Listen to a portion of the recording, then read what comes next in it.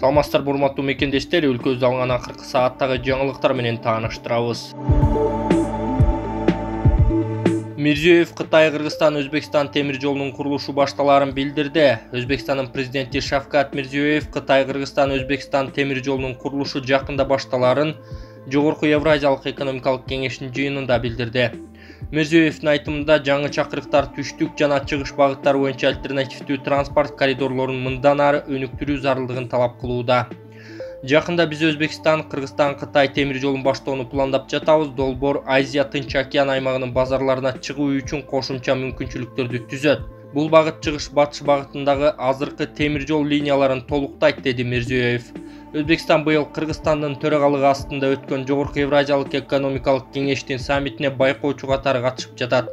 Өткөн аптада Кыргызстандын министрлер кабинетинин башчысы Акылбек Жапаров Кытай, Кыргызстан, Өзбекстан темир жолунун курулушун 2022 жылдын күзүндө баштоо пландалып жатканын билдирген болчу. Ал долбоорду Кыргызстандын тарыхындагы эң чоң долбоор деп атап, аны колдоого чакырган.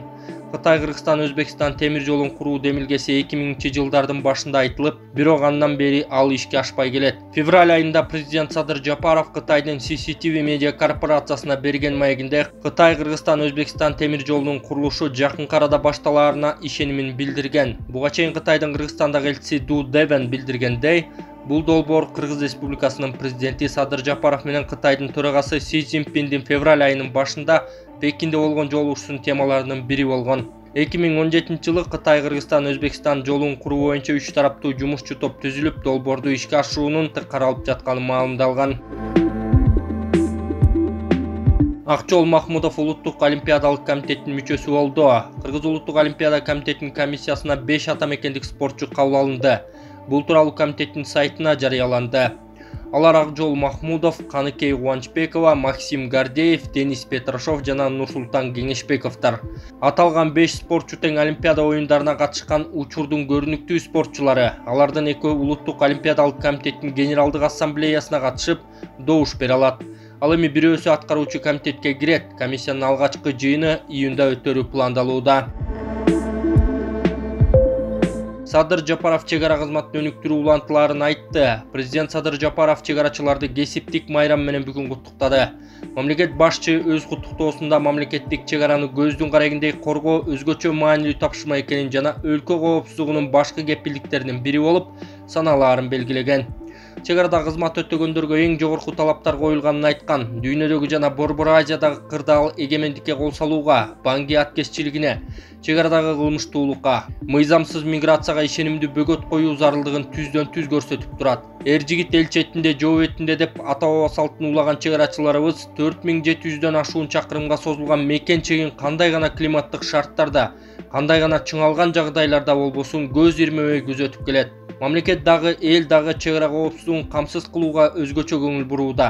Чегара чөйрөсүндө улуттуу кайра түзүүлөр жүрүп, заманбап жабдуулар, жаңы техника, курал-жарак жана учкучсуз учактар алынууда деп айтылат билдирүүдө.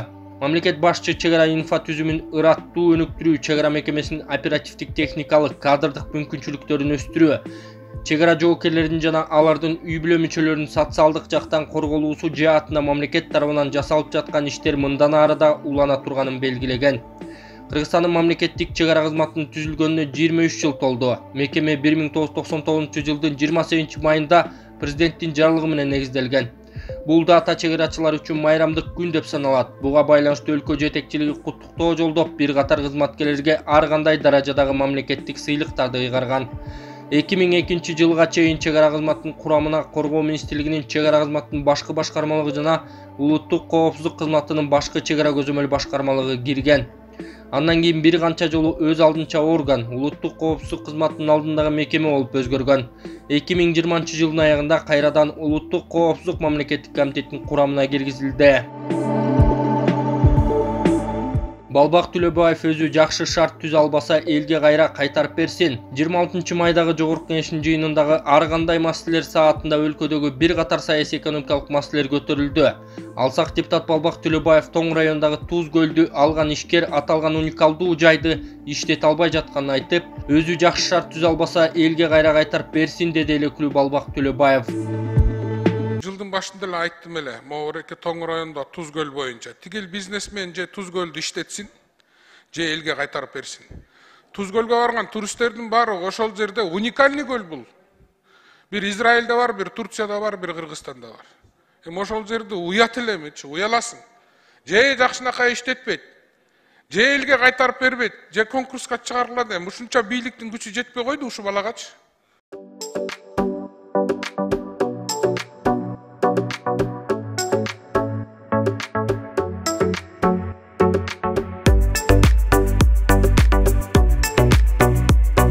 Мен Айылчиев Нурбол.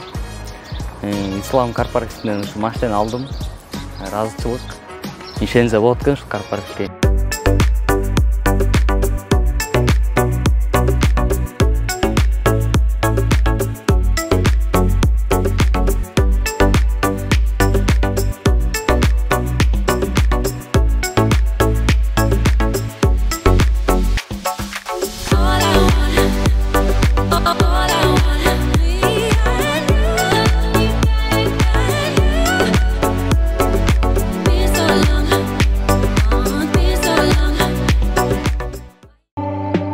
Отунбаевдин экс-президенттик макам алынса, Сооронбай кол тийбестигин сактап, президенцияда жата береби?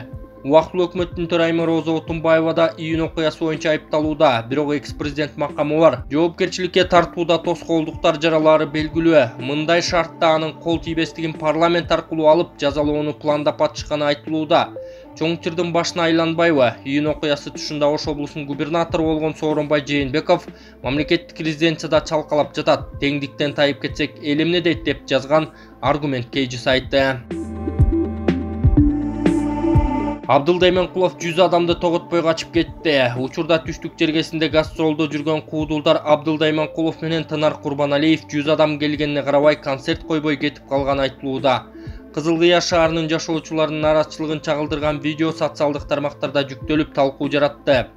Видеодо билет саткан аял колуна билеттерди алып 100 адамга сатылган экен. Аларды Абдылдайманкулов тоготпой кетип калды. Аксакал башы менен каарыган аталар эжелери ооруканада жаткандар атайын келишкен экен деп арызданган.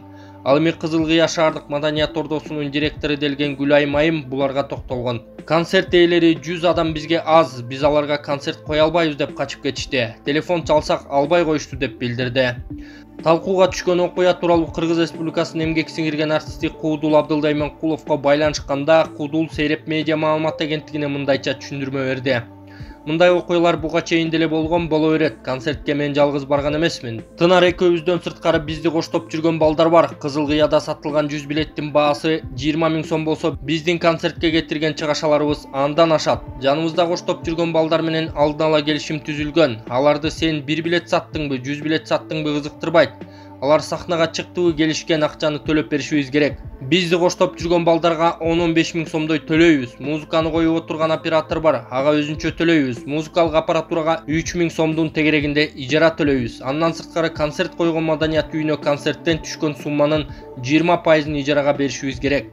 Чыгармачыл топтун жаткан жерине 3 маал тамагына да оңой эмес каражат кетет. Ушунун баарын эске алышыбыз керекпиз. Администраторубуз ижара акысын бир аз түшүргүлө. Ушунча келгенден кийин концерт коюп кетели десе түшпөй коюптур. Барган жерибиздегилер да биздин абалды түшүнүп мамиле кылышса, көшөк артында эл билбеген толтура жагдайлар бар да деп билдирген Куудул Абдылдайманкулов.